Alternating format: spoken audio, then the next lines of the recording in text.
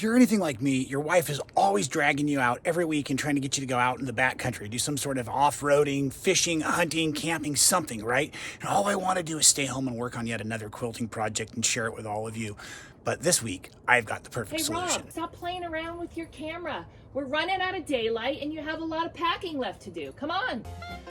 Oh, okay, folks, I think this is it. She's finally deep in the woods on her big hunt, and we get to work on our quilt. That's right, folks. Welcome back. My name is Rob Appell, and I'm super excited to have you in the backcountry with me and Sanford, the sewing sequoia, working on another super great quilt project. That's right. We are quilting with no trace today in the backcountry while working on the grandfather's flower garden in a little bit less than traditional method. I'm going to teach you all how to do it by machine, and we are going to use interfacing instead of paper, so we have no possibilities of litter whatsoever or the extra work of removing the paper. Welcome, folks. This is going to be so exciting. I love sewing in the back country, and I really enjoy trying to create these videos to bring you all along with me. And yes, we are going to be working on a traditional grandmother flower garden style project, and it is normally done English paper piecing style, and it's often done in these hexagon style units that's why it's called the flower garden. You can see a few of them laid out behind me. Now, because you know I'm not much of a hand guy, or I don't really like paper piecing because I don't really like removing the paper legitimately, I came up with the idea, and I'm sure it's been done before, but I did a bunch of research and I didn't see it used in this particular pattern. But yes, folks, if we use a featherweight to lightweight fusible interfacing, I will teach you all how we're just going to simply iron our fabrics over to prepare them like we would with the English paper piecing, but then we can use a real easy little top stitching style method to put them together, and even those dreaded Y seams are not bad at all. I was very excited while sewing this together, and I learned a ton, and I'm going to share that all with you now. So let's dive right back to why I wanted to do this. Now, with my Newer Wolds Fabrics from Benartex, they're made on a geometric hexagon repeat anyway. So part of what I really wanted to do was be able to cut these into hexagons of all different sizes down the road and be able to either do English paper piecing or do some fuse techniques like you actually see here in the middle of this, because this is a top stitch piece down from one of my other size hexagons. And when it came to sizing, folks, I dug and dug. I knew I had one of these. It was a keychain from a party I was at one point in my life, and I'll tell you what, it became the size of my hexagons because I had one, and having a template made it really nice and easy to cut and prepare my pieces. So yes, this is all basically English paper piece, like I said, but with a little bit different twist. And I've also played with a few different techniques in pressing. So let's start there. I'm going to make sure my iron is nice and hot. And before we can press, we're going to need to get our fabrics ready. So what we'll be doing down the road in the video is I'm going to teach you how to sew in both the hexagon piece and some straight rows. Like I said, I've learned so much in the prep work, but first I want to teach you how to make each individual piece as we go, so that when they're all set, they will end up looking just like this. And if you'll notice, even with these pieces, they're very repetitive and or fussy cut, but the fussy wasn't all that tough, right? So what I did for that, your fabric is going to be larger than your template. So what I did is I took a single layer. That's one of the keys to fussy cutting, folks, is you want to use a single layer because you only want to cut through one piece at a time. And then in these, I have my center piece, right? So I looked around until I found what looked to be the perfect spot with enough trim area, roughly a 1/4 inch all the way around, okay? And then I don't know if you can see or not, but I positioned the circles visually within there. Don't mind the dirty fingernails, folks. We'll talk about what really happened on this adventure towards the end of the video. Oh my goodness, it has been a challenge, but I've been having a great time. So anyways, don't get me distracted out here. I'm cutting right now. So again, I'm just gonna cut free, big chunk, and then that's one of the reasons I love this Martelli mat out here, is I'm just gonna rotate and slowly remove down to 3/8 to a 1/4 of an inch all the way around. And note, I'm not too concerned about even using the selvage because I'll be able to roll that to the back side as we're going to do now. Now, the interfacing pieces are, like I said, lightweight to midweight, and they're fusible, and there's a rough side. To all of my students out there, let's do it together. The rough side is the glue side. The rough side is the glue side. One more time, gang. The rough side is the glue side. And that rough side today is going to go on the back side. Oh, not on that, though. Let's use our ironing surface. Okay, so first of all, I have this cool little iron. I know where I got it. I don't know where he got it. I can't find them for you. Please don't ask. I will suggest the Clover mini iron if you're plugged into a real outlet at home. This draws more power than this little outdoor iron I'm using right now. And again, if I could sell these to you folks, I promise I would. However, the Clover mini iron is a great tool for doing this because you can press the edges over. I just can't power it out here in the backcountry. So now what I'm going to do is I'm going to lay this with the rough side up, and then I found this technique worked the best. Some of your edges are going to be shorter than the others or less seam allowance. I like to press those over, and I'm going to do like every other one to create kind of a triangle format first.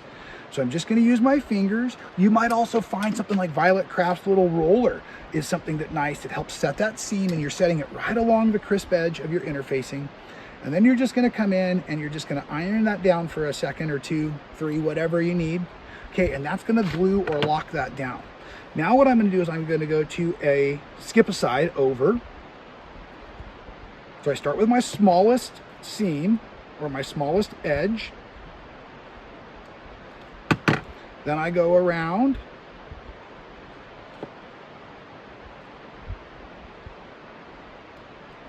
And I find this really helps because I got 3 really nice secure seams. And now when we go, let's go to a seam we haven't just recently heated. I'm going to fold that over. This is what's going to help us get us those nice crisp points.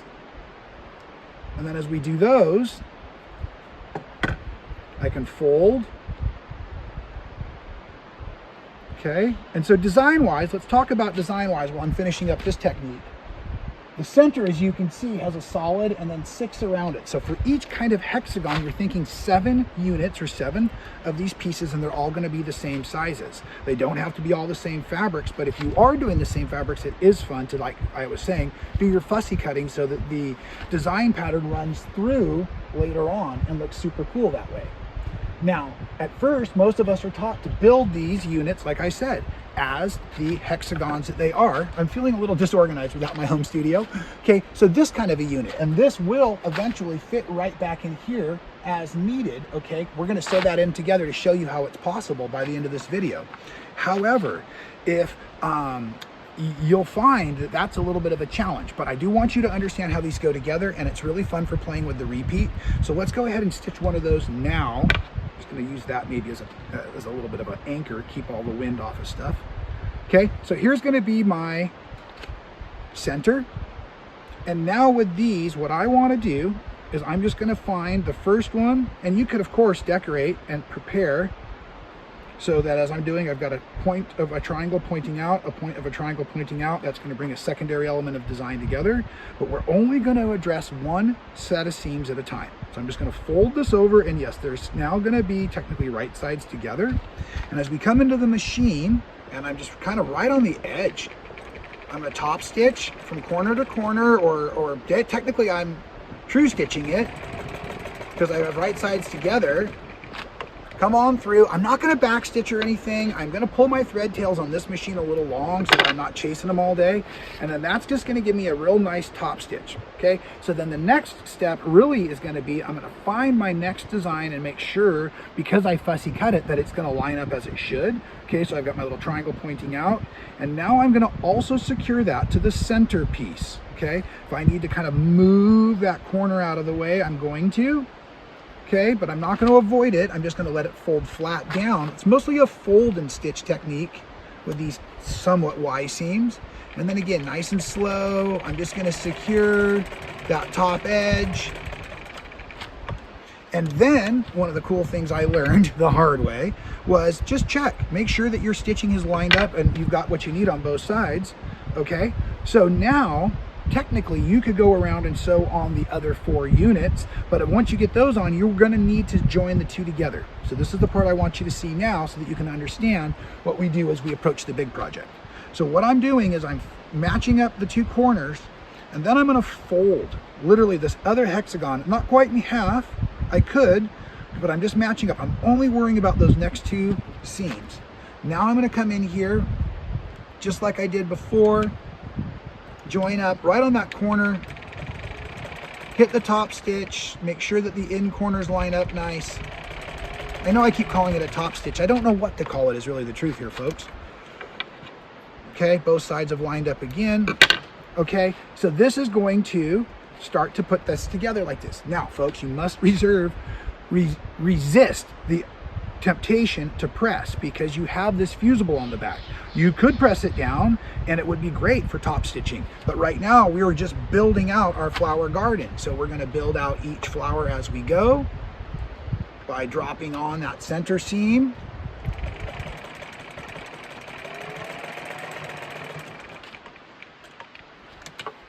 Okay. Now, I have seen other videos that would address something like this in 2 seams at once, meaning we would start up here and then sew through. I even teach that in my Super 60 classes. But for this, because it's small and I feel like this is giving me my most crisp effect, and I learned it. Some of these pieces I did stitch all the way around, and some of them I put into strips, and I actually did them 1 series at a time, and that gave me my most accurate, most crisp look. Now, traditionally, folks, this is done by hand, partly to kind of burn time in the old days, but also to get that nice, accurate look. You have all these crisp little points that are coming together, and you really want them to look nice and sharp.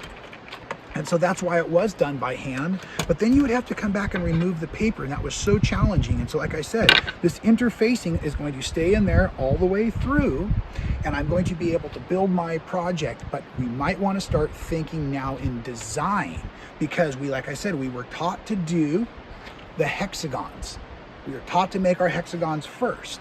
But if you lay it out on graph paper and start looking at them as just rows, as I bring this closer here, you can see that these seam allowances here are straight seams, and then these rows can be joined together as we're going to do. So let's start with the hard way. Let's go ahead, let me pull this down. I've got a couple of magnets holding it in the wind, but at this point I want to show you how we're going to put this together. And we're going to start by doing it the traditional way, where we are stitching in some of those hexagons. So what I'm going to do now is I'm just going to take a moment and make sure I know where I'm at design-wise. I have already prepared that hexagon, okay, and it's going to come out and it's going to go dark orange to medium. Yes, so I need to sew this seam first, right in here to this area. See how that's going to work? So to make sure I stay calibrated, I'm going to make sure I can sew these 2 seams together, and just like we did before, I'm going to spread that open, get it all set up nice, and go on into my machine. Now, I don't need the iron anymore in this video, so I am just going to set it out of the way, mostly for space management, folks. Okay, now, as I set this in here, you can see that I'm going to manipulate the entire quilt with each and every seam, and that's okay, but I am going to just take things nice and slow and easy as I go. And at the end, I will trim out all of these threads. If you have a machine with a thread cutter, that's a real benefit right now. Okay, right as I got to the corner, I'm going to drop 1 last stitch, bring my thread to the top here. Okay, and at this point, yes, technically I could rotate and continue on, but the way I sew, I find that it's best to go ahead and separate this out, take the time to move everything around, reorganize. And now you see I just did a 1/4 turn, okay? And I'm just gonna focus on one side of the hexagon as I stitch my way around it. And I'm gonna do each and every seam just like this, confirming that they're exactly as I need them as I go. That one I went a little long, and I think I might have just, yep, okay, no problem. I'm just gonna go ahead and pull that out. And if you do go a little long, you can give a little encouragement, pull that thread out as you need. Okay, rotating into the next piece, and just watch the weight of your project as it moves all about. You don't want to have any issues with stuff getting snagged on the table because of some of these extra little seams and things that are in here. Go ahead and stitch all the way through. Cut and rotate.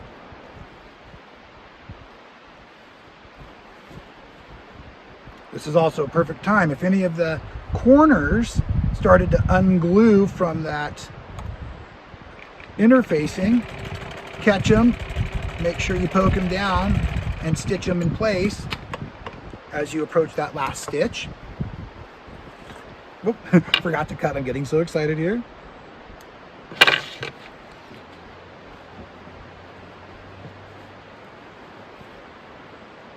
And again, still just working the one side of the hexagon into place.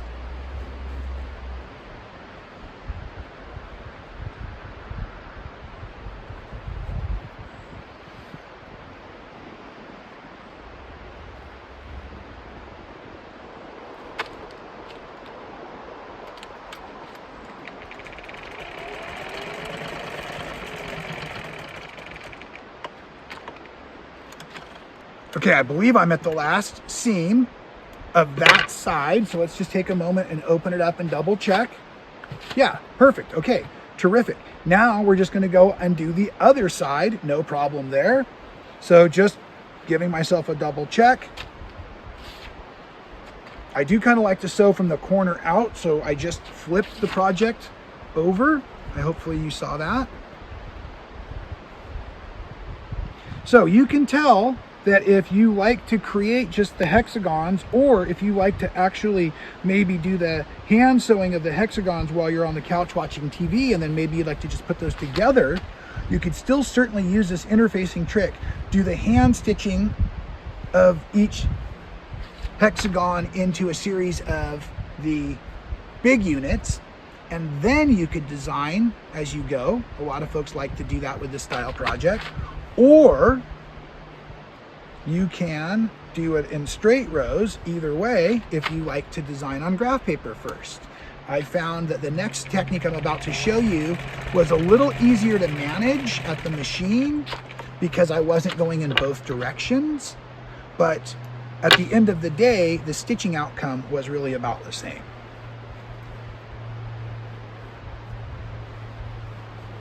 Just rotate, find that next corner, and keep on working. So you can see what a perfect project this is for a ongoing slow project, a camping project, something that you're just enjoying working on a little bit each day. That's what I've been enjoying with this. Okay, now you can see, folks, that I'm starting to get it to the point where I have my squared out or my straight edges. I also left a few of those pieces so I can show you how easy that's going to work. Okay, so here's one of these that's assembled now, and that's going to sew through here. So dark, dark, I'm just double checking, light, light.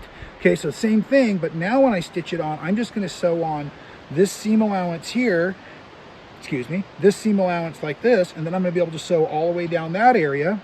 And then because I had them on the design wall, I'll be able to bring in this row and keep working. I hope that makes sense. So let me show you how this stitches in real quick, and then I'll put on the big row and we'll call it a day so I can start wrapping it up and head on to the other portion of this adventure. Okay, so again, right sides together, flip it over. And now for this, I don't know if it makes a difference, so I'm just going to go corner to corner back into this corner. I generally like to have the bulk of the project on the feed dogs, the feed system of the machine, regardless of what machine you're using. Of course, if you don't know the story behind this awesome sewing machine, it's a old Singer Model 99 that I rehabilitated and converted over so that it runs super low power so I can use it off of my camping battery system. So I call it a solar sewing machine, but really the solar energy is charging the battery, and the battery is running the machine and the iron and the lights and everything right now. Okay, let's flip this over and keep on moving. Now, like I was starting to say earlier though, this I found was the benefit of working in rows, was I could work from the left-hand side to the right-hand side of the project, and I was always having the bulk. The easiest way for me to sew, as you're now going to watch me start to come down this row. I'm not fighting the quilt itself so much, and I think in the long run that'll actually help keep my piecing looking more tidy, more accurate, and that's partly what, you know, some people are interested in, and again, that's why they would do this technique.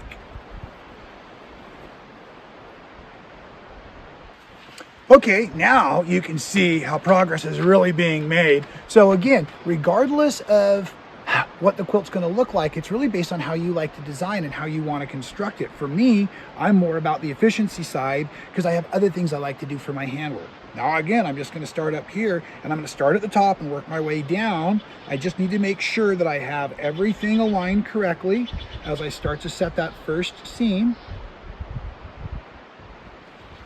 Again, the bulk of the quilt is now off of the table or off of the bed of the machine, which is making it much easier.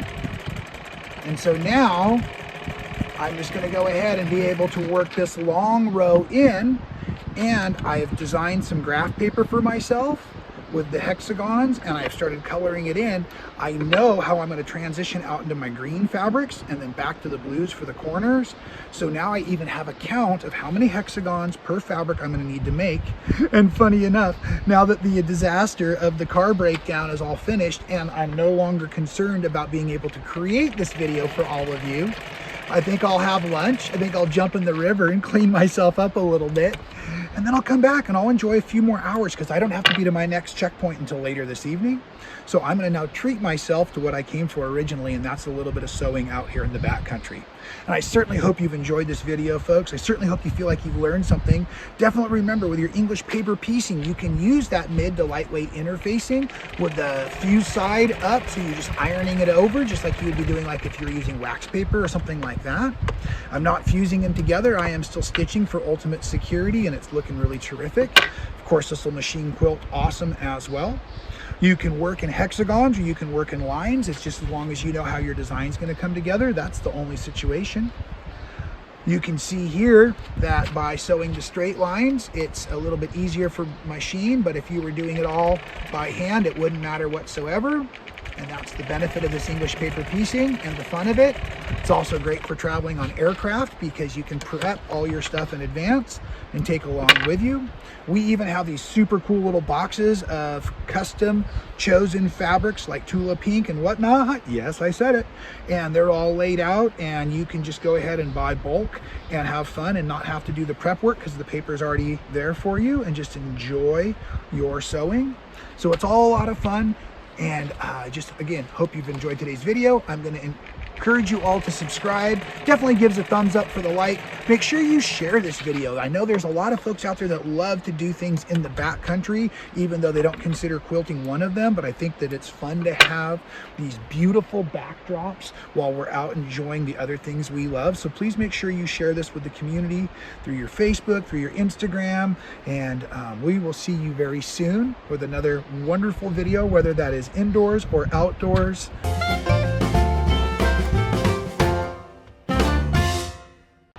Thank you so much for watching all the way to the end of the video. It really helps support our channel. If you haven't subscribed, do so now. Hit the little button to be notified every time we go live or do a new video for all of you.